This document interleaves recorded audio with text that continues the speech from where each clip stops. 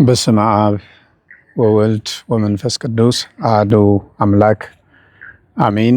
የተከበራችሁ የኢትዮጵያ ኦርቶዶክስ ተዋሕዶ ቤተክርስቲያን አማኞች እንዲሁም በዓለም ዙሪያ የምትገኙ ይህንን ሚዲያ የምትከታተሉ ክርስቲያኖች በሙሉ እንኳን ለጾመ ሐዋርያት ፍጻሜ ወይም ደግሞ በዓለ ፋሲካ በሰላም አደረሳችሁ ለማለት እንወዳለን። ይሄ ሐምሌ 5 ቀን የሚከናወነው የሐዋርያት አለቃ የሆነው የቅዱስ ጴጥሮስና የቅዱስ ጳውሎስ በዓላቸው ነው። በዚህ ዕለት እንግዲህ ቤተክርስቲያናችን ታላላቅ መንፈሳዊ ክዋኔዎች አሏት። በመጀመሪያ ሐዋርያቱ ይህን ዕለት ሐምሌ 5 ቀን ጾመ ሐዋርያት ለምን ይፈታል የሚለውን ነገር ስንመለከት እንደሚታወቀው የኢትዮጵያ ኦርቶዶክስ ተዋሕዶ ቤተክርስቲያን እና አሐት አብያተ ክርስቲያን ጾማቸውን የሚፈቱባቸው ምክንያቶች አሏቸው። እንደሚታወቀው የጌታችን የመድኃኒታችን የኢየሱስ ክርስቶስ ጾም ወይም ደግሞ ጾመ ሁዳዴ የምንለው በጌታ ትንሣኤ ነው መጨረሻው የሚሆነው። እንዲሁም ጾመ ነቢያት የሚባለው በጌታ ልደት ነው መጨረሻው የሚሆነውና ይህም ጾመ ሐዋርያት በሐዋርያት ቁንጮና መሰረት የቤተ ክርስቲያን ማህቶት በሆኑት በሁለቱ የቤተ ክርስቲያን አምዶች በቅዱስ ጴጥሮስና በቅዱስ ጳውሎስ እረፍት ዕለት ነው። አገባቡ እንደ ባለ 50 ወይም እንደ ትንሣኤ ውሎ የሚሆኑ ነው። መፈጸሚያው ግን ሐምሌ 5ን አይለቅም። ሐምሌ 5 የቤተ ክርስቲያናችን ማህቶት የሆኑት ቅዱስ ጳውሎስና ቅዱስ ጴጥሮስ በሮማ አደባባይ ላይ ክርስቶስን አክብረው የክርስቶስ ፍቅር በውስጣቸው እንደ ችቦ ተለኩሶ ለዓለም አብያተ ክርስቲያናት መሰረት የሚሆን ትምህርት ጥለው በክብር በሰማዕትነት ያረፉበት ዕለት ስለሆነ ጾማችንን የምንፈታበት ወይም ደግሞ የጾሙ ፍጻሜ የሚሆንበት ምክንያት ይሄ ነው። ስለ ሐዋርያቱ ትንሽ ማንሳት ተገቢ ነው። እነዚህ አባቶቻችን በቀደመ ማንነታቸው ቅዱስ ጳውሎስ ከገማልያል ኦሪት ስር ቁጭ ብሎ 5ቱን ብሔረ ኦሪት ጠንቅቆ የሚያውቅ ሕግንም ጭምር የሚያውቅ በዜግነቱም ሮማዊ የሆነ ነው። በሐዋርያት ሥራ ምዕራፍ 9 ላይ እንደምንመለከተው ጌታችን አምላካችን መድኃኒታችን ኢየሱስ ክርስቶስ ያለውን ቀናኢነት፣ ታዛዥነት፣ ቅን ልቦና በመመልከት በደማስቆ መንገድ ላይ ነው የጠራው። ከጠራው በኋላ ቅዱስ ጳውሎስ ለአገልግሎቱ ወደኋላ ሳይል ነው ጉዞውን ያደረገው። በዚህ ክርስቶስን በመከተል ነገረ ክርስቶስን በመግለጥ ነገረ ቅዱሳንን በመግለጥ በሚያደርገው ጉዞ ላይ ስለሚደርስበት መከራ መኖ ይሃድገነ ፍቅሮ ለክርስቶስ፣ ከክርስቶስ ፍቅር ማን ነው የሚለየኝ በማለት በረሃብም ቢሆን ፈተናው፣ በመታረዝም ቢሆን ፈተናው፣ እንዲሁ በመሰደድም ቢሆን ከዛም አለፍ ብሎ በሰይፍ መቀላትም ቢሆን ማንም ከክርስቶስ ፍቅር አይለየኝም ብሎ አስቀድሞ በተናገረው ሐሳብ መሰረት ሲያገለግል ቆይቶ ቤተክርስቲያንን ከፍ አድርጎ 14 መልእክታቶችን ጽፎ ደግሞ ደጋግሞ ከዲያብሎስ ምርኮኝነት ነጥቆ የክርስቶስ ዜጎች አድርጎ በዓለም ላይ ሰፊ አገልግሎ በአንዳንድ ቦታ ላይ በመከራ እጅግ አብዝቶ በመደብደብ እጅግ አብዝቶ በመገፋት እሱም እንደገለጠው ይህንን አገልግሎት ከፈጸመ በኋላ በሮም በነገሰው በኔሮን በሚባል ዘመን በሰማዕትነት ያረፈበት ዕለት ነው። በረከቱ ይደርብን። ቅዱስ ጴጥሮስም እንዲሁ። ቅዱስ ጴጥሮስ በቀድሞ ሕይወቱ አሳ በማስገር የሚኖር በነገረ ድኅነት ዋዜማ ደግሞ ጥሪውን ተቀብሎ ካገለገለ ከተከተለ በኋላ እንዳውም ከሐዋርያት በጣም ፈጥኖ ክርስቶስን የእግዚአብሔር ልጅ እንደሆነ በማቴዎስ 16 ላይ በቂሳርያ በፊልጶስ ከተማ ቂሳርያ በተባለች ቦታ ሰዎች የሰውን ልጅ ማን ይሉታል ብሎ ጌታ በጠየቀው ጊዜ ሌሎች ከነቢያት አንዱ ነው ይላሉ፣ አንዱ ኤልያስ ነው ይላሉ፣ አንዱ ኤርምያስ ነው ይላሉ የሚል የተወዛገበ ከሰው የሰሙትን ሲናገሩ፣ እርሱ ግን እግዚአብሔር መንፈስ ቅዱስ የገለጠለትን አንተ ውእቱ ክርስቶስ ወልደ እግዚአብሔር ሕያው አንተ የሕያው እግዚአብሔር ልጅ ክርስቶስ ነህ ብሎ የመሰከረና በዚህም ደግሞ ሽልማት የተሰጠው ለከ ኦበከ መራሁተ ዘመንግስተ ሰማያት የመንግስተ ሰማያትን መክፈቻ ቁልፍ እሰጥሃለሁኝ እንዲሁም ዘአሰርከ በምድር ይኩን እሱረ በሰማያት ወዘፈታይከ በምድር ይኩን ፍትሐ በሰማያት ብሎ በምድር የተተወለት በሰማይ ይተውለታል፣ በምድር የተያዘበት በሰማይ ይያዝበታል ብሎ ከእርሱ ጀምሮ እስከ ዓለም ፍጻሜ ለሚመጡ የቤተ ክርስቲያን አባቶች፣ ቀሳውስት፣ ካህናት፣ ዲያቆናት ጳጳሳት፣ መነኮሳት ይህን ስልጣን በቅዱስ ጴጥሮስ በኩል የተረከበ የቤተ ክርስቲያን መሪ ነው። በኋላ ግን የድህነት ዋዜማ ላይ አስቀድሞም ትንቢት ተናግሮበት ነበረና አላውቀውም እስከ ማለት ደርሶ ነበረ። ይሄው ብርሃናተ ዓለም ቅዱስ ጴጥሮስ በዓለ ጰራቅሊጦስ መንፈስ ቅዱስ ከወረደላቸው፣ ካጸናቸው፣ ከቀደሳቸው፣ ካበረታቸው በኋላ ጾመ ሐዋርያትን ጾመው ለተልእኮ አገልግሎት እየተፋጠኑ ባለበት ሰዓት በሮም ለማገልገል ሲገባ እንደውም የመጀመሪያ ስብከቱ የሚራሩ ብፁዓን ናቸው የሚል ስብከት ነው። በሮም ይሰብክ የነበረው ያስተምር የነበረው ይሄ ርኅራኄን የሚጠሉ የክፉ ስራ የዲያብሎስ አገልጋይ የሆኑ ሮማውያን ንጉሱና የንጉሱ አገልጋዮች ይህንን ስብከቱን እጅግ አምረው ይጠሉታል። ምክንያቱም ለሰው ልጅ ርኅራኄ የማይገባቸው የሰው ችግር የማይረዱ ስለሆኑ ቅዱስ ጴጥሮስ ደግሞ እንደ አምላኩ ቅን፣ እንደ አምላኩ ደግ፣ እንደ አምላኩ ቸር ነውና ስብከቱ ርኅራኄ ላይ ነው መሰረት የሚያደርገው። የሚራሩ ብፁዓን ናቸው። በማቴዎስ 5 ላይ የተገለጠውን የወንጌል ሐሳብ ይዞ ነበር በሮማ ያገለግል የነበረው።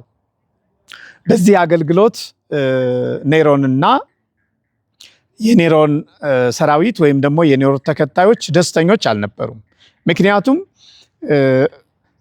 በግዛታቸው ውስጥ ያሉትን ሁሉ በወንጌል እየሰራ የተጣመሙትን እያቀና ወደ በጎ ስራ እያመጣ የክርስቶስ ዜጎች ሰማያዊ መንግስት እንዲወርሱ እያደረጋቸው ስለነበረ ብቸኛ መመለክ የሚፈልግ ብቸኛ ንጉሥ ሆኖ የሚኖር ከእርሱ ሌላ አምላክ እንዳለ እንዲነገር የማይፈልግ ኔሮንና የኔሮን ጋሻ ጃግሬዎች ወይም አበጋዞቹ በቅዱስ ጴጥሮስና በቅዱስ ጳውሎስ ላይ አሴሩባቸው። አገልግሎታቸው ይህንን የሰይጣን መንግስት የሚነጥቅ ስለሆነ ከርኅራኄ የራቀ ከፍቅር የራቀ ከበጎ ስራ የራቀ ለሰው ልጅ በጎ ነገር የሌለው የሰይጣን ስራ ነው።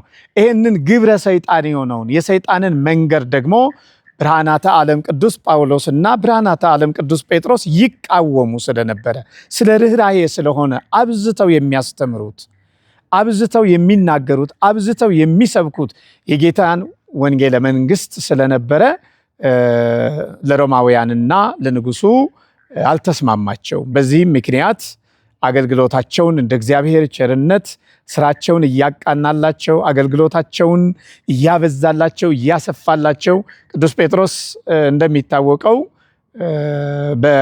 በሐዋርያት ሥራ ምዕራፍ 2 እንደተገለጠው በአንድ ቀን ስብከት ከ3000 በላይ ምዕመናን ለቤተ ክርስቲያን አስማርኳል።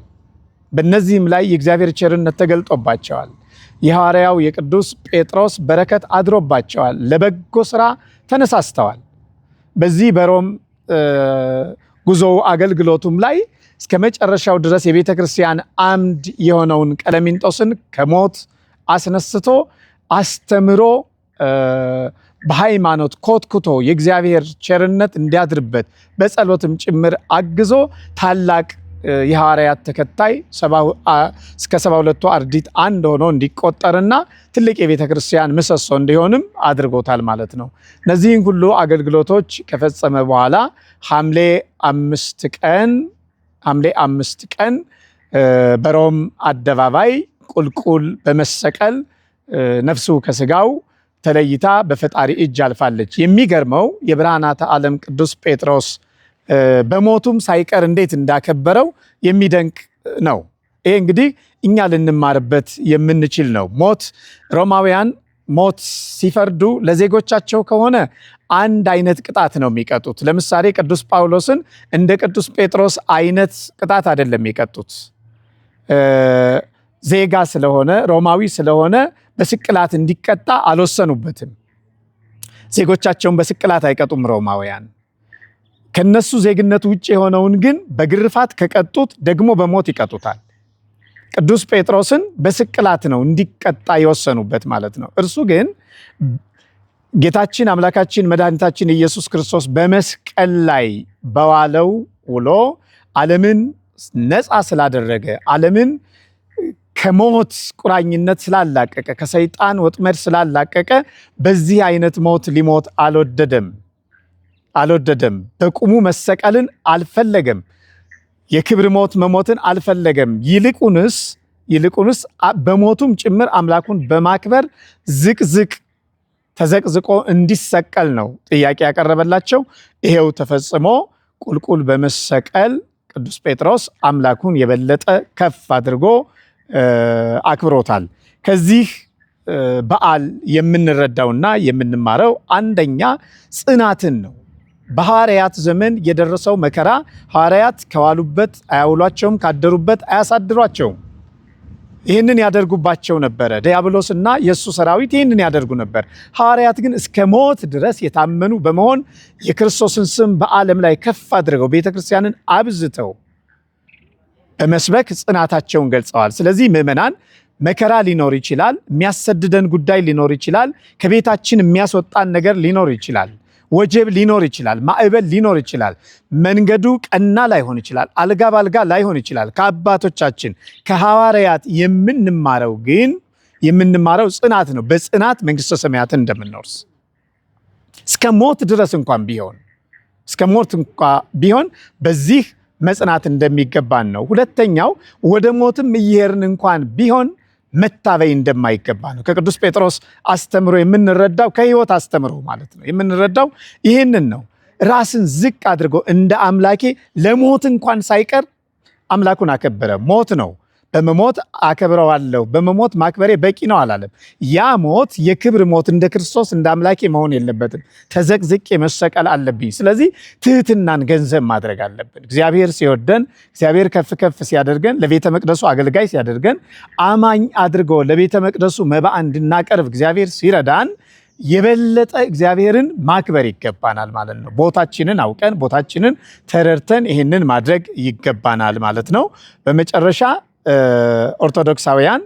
ኦርቶዶክሳውያን አሰረ ፍኖታቸውን የሐዋርያትን አሰረ ፍኖት በመጾማቸው ጾመን እንደመሰልናቸው እንዲሁም ደግሞ በክብር ቀናቸው እግዚአብሔር በሐዋርያቱ መስዋዕትነት፣ በሐዋርያቱ ሰማዕትነት፣ በሐዋርያቱ ምስክርነት የበለጠ እንደተደሰተባቸው ያንን ዕለት የክብር ዕለት አድርገን የቤተክርስቲያን አምዶች፣ የቤተክርስቲያን ምሰሶዎች፣ የቤተክርስቲያን መብራቶች ሕይወታቸውን በገዛ ፈቃዳቸው ለመሞት ፈቃደኛ ሆነው ኔሮን በሚለው ሐሳብ ቢስማሙ እኮ አለመሞት ይችላሉ፣ መሾም መሸለም ይችላሉ። ከኔሮን ጊዜያዊና ኃላፊ ሹመትና ሀብት ይልቅ ከክርስቶስ ጋር በዘላለም ለመኖር የተሻለ መሆኑን ነውና የመረጡት። እኛም ከተራ ነገር ምርጫችንን ማስተካከል አለብን።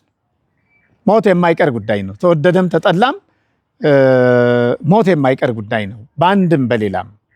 ነገር ግን ምርጫችን ቅድሚያው ክርስቶስ መሆን አለበት። ቅድሚያው ቤተክርስቲያን መሆን አለባት። ቅድሚያው የሐዋርያትን መንገድ ተከትሎ ቤተክርስቲያንን አክብሮ በዚህ መንገድ ማለፍ የሚገባ መሆኑን ነው ማየት የሚያስፈልገው።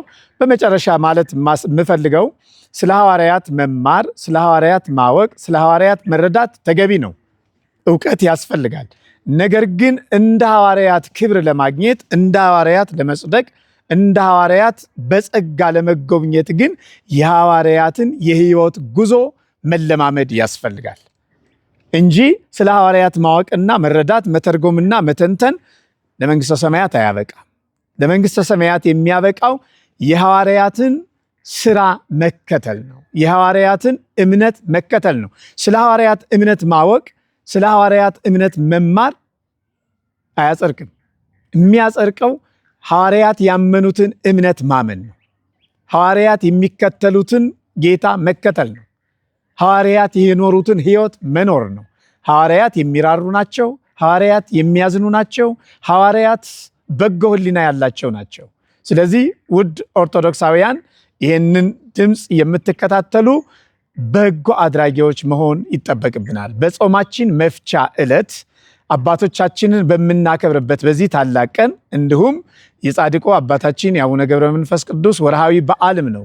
በጎ በማድረግ በቤታችን የተዘጋጀውን ከጎረቤት ጋራ የሚበሉት የሚጠጡት ከሌላቸው ጋራ ከምስኪናኑ ጋራ በመብላት በመጠጣት እንዲሁም የሚለብሱት ከሌላቸው ለሌላቸው ቀዶ በማልበስ በጎ በማሰብ በጎ በማድረግ በዓሉን እንድናከብር ጥሬን አስተላልፋለሁ። የእግዚአብሔር ሰላም ከሁላችን ጋር ይሁን። የቅዱሳኑ የአባቶቻችን የብርሃናት ዓለም ቅዱስ ጳውሎስና የብርሃናት ዓለም ቅዱስ ጴጥሮስ በረከታቸው አይለየን፣ ረድኤታቸው ይደርብን። ጸሎታቸው ሀገራችንን ኢትዮጵያን ይጠብቅልን፣ ቤተክርስቲያናችንን ይጠብቅልን። ወስብሐት ለእግዚአብሔር ወለወላዲቱ ድንግል ወለመስቀሉ ክቡር። ይቆየን።